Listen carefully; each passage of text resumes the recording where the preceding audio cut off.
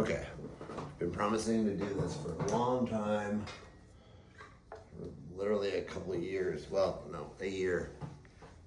So this is for you guys in Elias's group on Discord, and I've been promising that I would be giving you guys music theory, so I'm gonna do that. We're gonna start with the most basic thing, and this video is gonna be about the most basic thing out of which all music theory springs, well, at least the harmony side, because there's two sides of music theory. There's harmony and there's rhythm. So rhythm, we'll get into creating rhythm and subdividing rhythm and things like that, and that's really something that I could probably do in one video and give you enough to think about how to create rhythm and subdivide rhythm for kind of the rest of your life in one video. But harmony is different. Harmony is very complex, and it goes on and on and on, and studying it is very difficult because it goes on and on and on.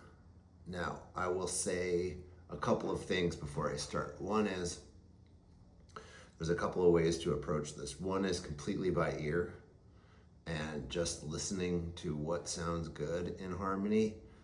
Whatever instrument you have, whether it's a guitar or a piano, you can explore and use your ear to find things that sound good and combinations that sound good or don't sound good. And that's one way. It's a totally fabulous way. There's nothing wrong with it.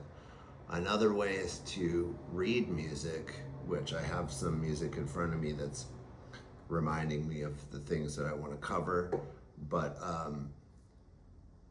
that's one way of being able to write down, express, read, share the music. And that's really all it is it's written music is the first recording. That's what it is. It was the first ability for human beings to be able to record music and share it over and over and over again. Which is all music is. Music, or all recording is. All recording is just being able to share the performance from one to many. And instead of just doing the performance in one room to whoever happens to be there, you're able to record the performance and share it with potentially the whole world. So written music was the first way of doing that. Okay, now the first thing we're going to cover is where harmony even comes from in the first place and how we even arrive at what sounds good. So the way we're going to cover that is there's what's called the partial tone series or the overtone series. And the overtone series is a mathematical thing that exists and a sound thing that exists when you play one note. So this is low C. It's not the lowest. There's one more on the piano, but it's a low bass C. And when I play that note, there are overtones that exist in that note, meaning there's a lot of notes coming out of that one note being played. And this is true for any vibrating string instrument, not a synthesizer so much. Now, this piano is a synthesizer and a sampler, so this piano note is sampled. And because it's sampled, it's a recorded version of that note. So it has the overtones in it, even though it's a synthesizer, it's not a real piano.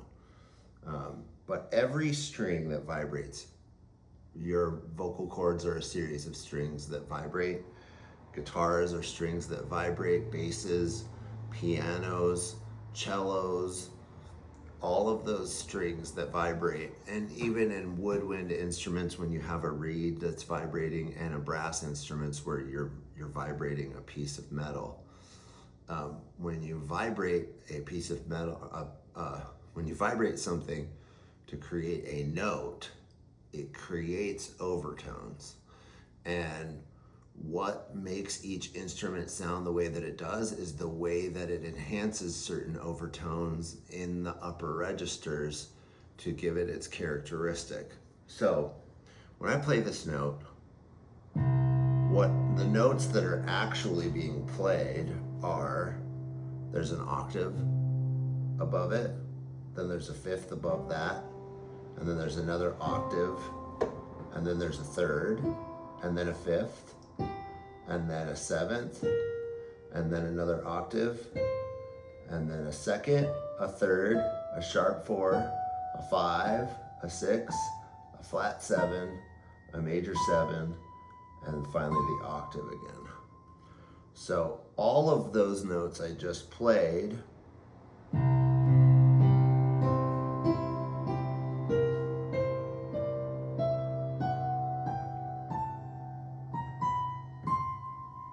all actually are happening when I play just this one note.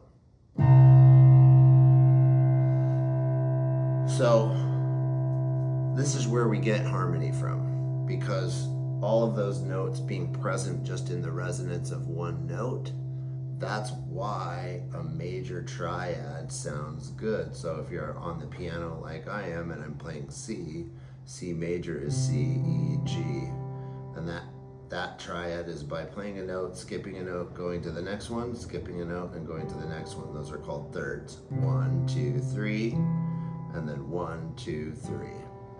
So that sounds good. Do, mi, so, mi, do. That's another way of expressing, right? You might know solfege. Do, re, mi, fa, sol, la, ti, do. You might know that. And so if you know that, then you can sing a chord, which is do, mi, so, mi, do. Okay, so that sounds good because in the Overtone series, which first we have an octave, and then there's a fifth, which is that so, right? So we have do, so, do already, and then the next octave, and then a third. There's your mi. So there's your first major triad, and it's inverted because it starts with the fifth here, which would be here, but it's all above this bass note. So that's the first part of the Overtone series. And it totally exists on a guitar. Let's see if I can remember the Overtone series on the guitar. And with C, it's weird because it'd be easier if I did it with E, because E is the lowest note on the guitar, and then it's easy to play the octaves.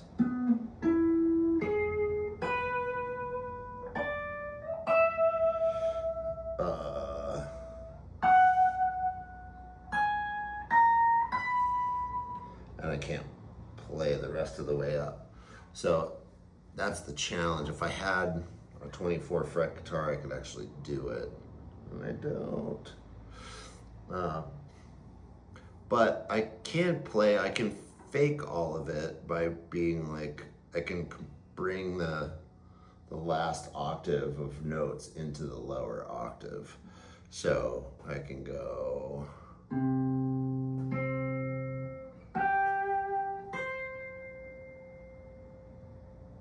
No, I can't. Oh, I have to do. So I have to be like this.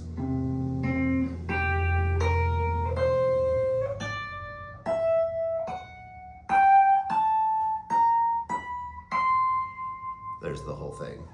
So all those notes, again, exist here. So that's the beginning of harmony. And you might say, well, then everything that you play should be a major chord. Like if you have a root note and every single note, no matter what I play, it's going to resonate that overtone series, then why are there minor chords? Well, minor chords exist because they're inversions of chords that exist within this overtone series. So when I play this from E to G is a minor relationship. And there's another note in the overtone series, which is the major seventh. So if I just play E, G, B, now I have a minor chord. So that harmony becomes apparent to the ear, and we understand that it exists in the first place because it's resonating inside of the first note. So that's the first lesson. The first lesson is to understand that harmony exists because it arises out of the resonance of one single note. So we don't just make these things up. They aren't, we don't just bring them out of thin air. It's literally kind of like inherent in the laws of the universe of the resonance of any tone. Now, conversely, if you have a synth like this over here, which let me see if I can make that not so, let's see if I can make it, I need to make it way less.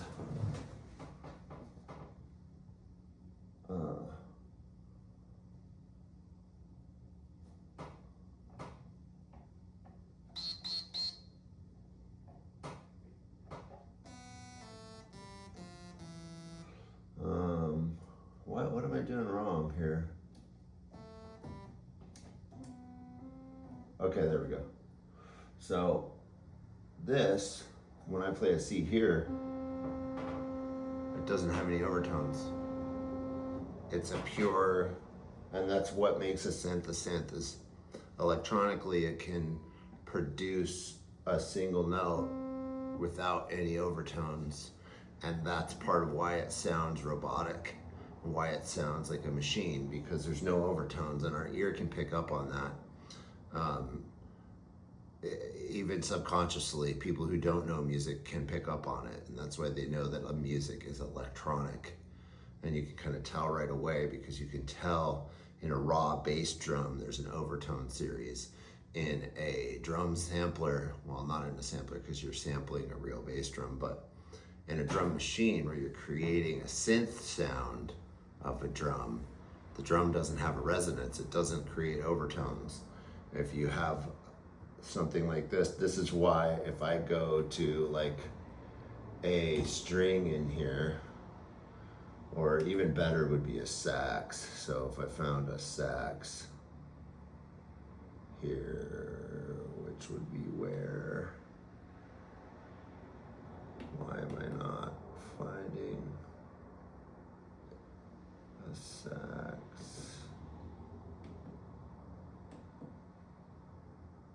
I want a sax.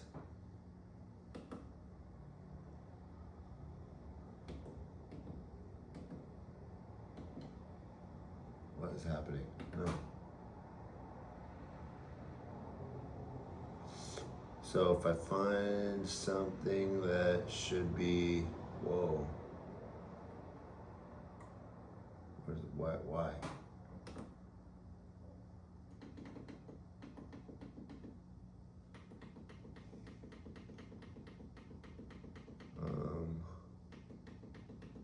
Oh, this is taking too long. Why can't I find that? Oh, because I'm in favorites. I only have my favorites and I don't have any saxes. Okay, here we go. So if I pick a sax, or this is soft brass and sax. So this is a synthesized version of a sax. And you can tell it doesn't sound real at all. The reason is because it doesn't have an accurate overtone series like a sax would if you were actually playing a sax, or if you were actually playing a bunch of brass instruments. Okay, I think that's it. That explains like why synths are different. It explains the partial tone series, why chords arise out of one note and why they sound good. This goes on and on. This is just the beginning. So if you can understand the beginning, and I'm gonna post in this video, I'm gonna put some images of this stuff, but I should have already done it, so I don't need to say that. This is the beginning of understanding harmony. And if you can start to understand that the reason that chords sound good is because they exist in the overtones. And let me go back to my piano. Now, I'm going to add one more thing. It's not mathematically perfect the way that we tune a piano, because if you tune a piano to one key perfectly, it will be out of tune in all of the other keys. So we have done this thing called tempered tuning, where we've moved notes a little bit to make them even. It's even tempered. So, and you can kind of hear it if you have a good ear. This might be hard for some people to hear, but if you listen, that third right there, that E sounds a little out of tune.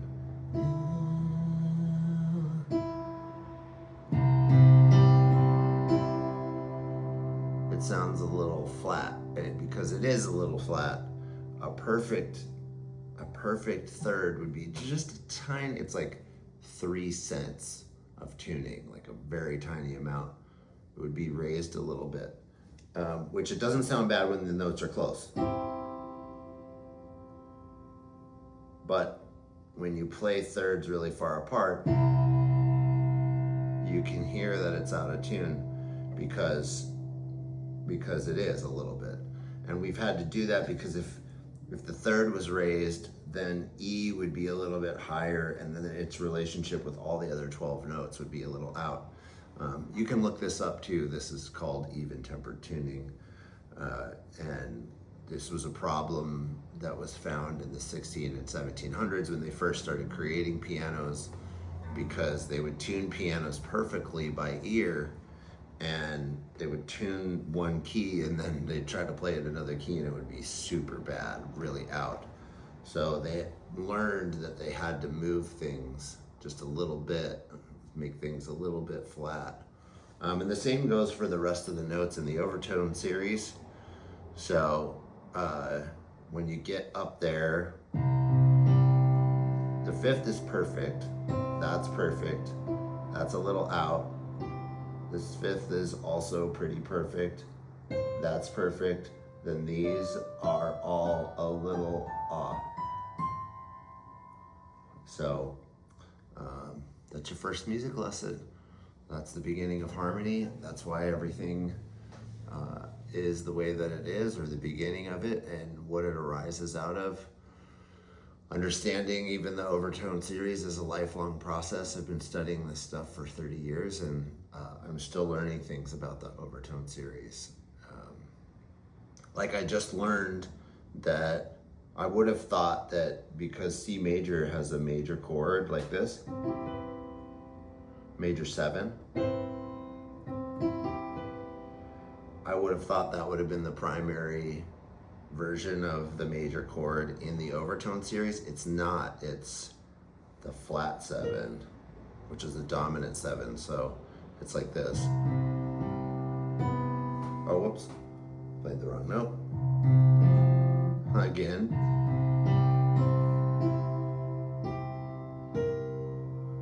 That's the first seventh that it arises. So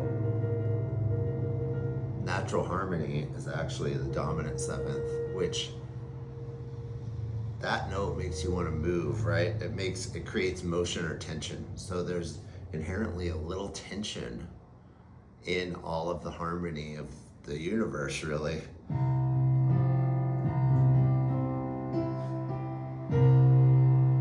that creates dissonance, and the dissonance is these notes. Those notes make you want to resolve to this or this. So, and that's another lesson of the tritone. That's a tritone. So it's interesting that in the raw harmony of music,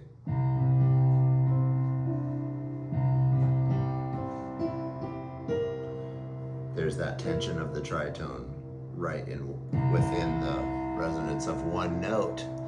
So there you go. That's the lesson today.